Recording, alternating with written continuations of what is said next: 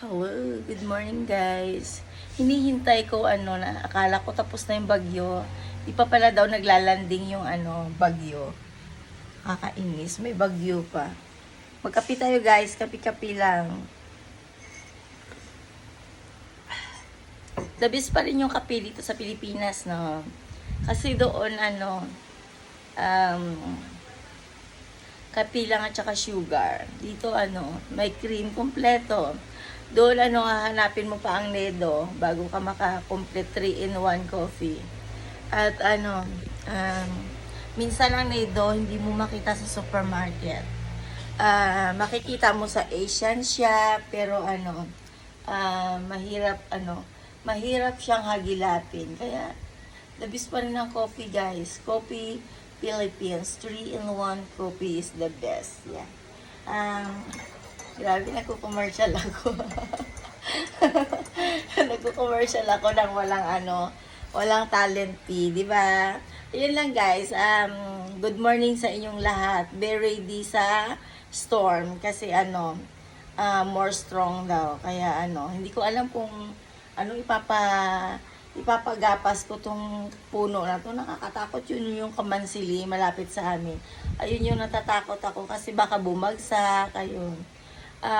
Shout out nga para sa may-ari ng kamansili. Ayun yung kamansili. Kamansili ba yun? Ay di ba yung kamansili yung nag-curl na fruits? Yun ba yun? Ano pala yan? Marang. Aywan ko basta. Yun na yun. Sana guys.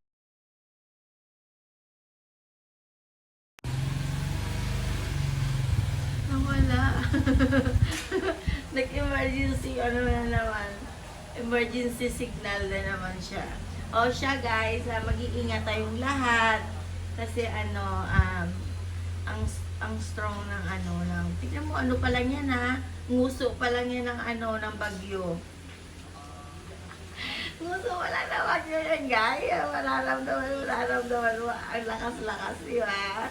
Ayun, mag-iingat kayo kasi wala pa yung katawan yan. Pag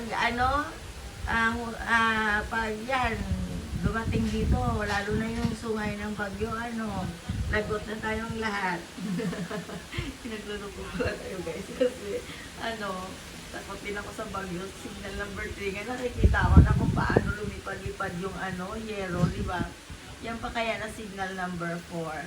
Mag-iingat kayo guys saan man kayo sulok ng Pilipinas. Alam ko na andun yung kaba. Pero pinanganak tayong may bagyo kaya yakang-yaka natin yan lahat.